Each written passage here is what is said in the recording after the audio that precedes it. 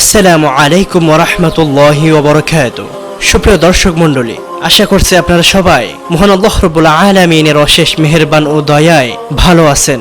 আজকে আমরা আপনাদেরকে জানাবো নামাজ ত্যাগকারীর ভীষণ ভয়াবহ শাস্তি সম্পর্কে ইনশাআল্লাহ। রাসূল সাল্লাল্লাহু আলাইহি ওয়াসাল্লাম বলেছেন, যে ব্যক্তি নামাজে অবহেলা করবে আল্লাহ তাকে 14টি শাস্তি দিবেন।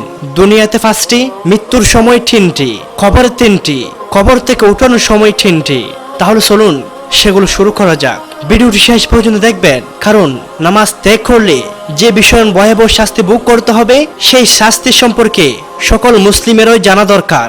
আল্লাহ তাআলা দুনিয়াতে যে 5টি শাস্তি দিবেন তার মধ্যে নাম্বার 1, তার হায়াত থেকে বরকত কমে যাবে। নাম্বার 2, চেহারা থেকে নেককারদের নিদর্শন লোপ পাবে। নাম্বার 3, তার কোনো নেক আমলের প্রতিদান দেওয়া হবে না। নাম্বার 4, তার কোনো দোয়া কবুল করা হবে না। এবং নাম্বার 5, নেককারের দোয়া থেকে সে বঞ্চিত হবে। মৃত্যুর সময় যে 3টি শাস্তি দিবেন, নাম্বার 1, সে অপমানিত হয়ে মারা যাবে। নাম্বার 2, অনাহারে মারা যাবে। নাম্বার 3, এমন পিপাসায় মারা যাবে যে তাকে পৃথিবীর সব সমুদ্রের পানি পান করালেও তার পিপাসা মিটবে না।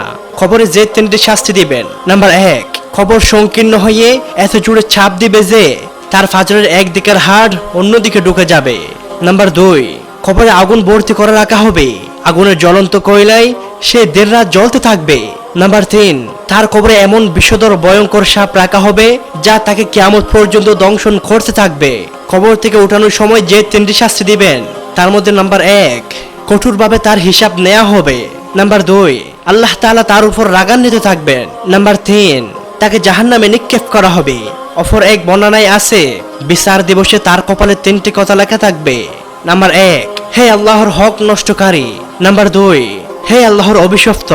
নাম্বার 3, হে আল্লাহর রহমত থেকে বঞ্চিত। প্রিয় ভাই বোনেরা আমার, দেখুন নামাজ না পড়লে কত ভয়ঙ্কর ভয়ঙ্কর শাস্তি ভোগ করতে হবে আমাদেরকে।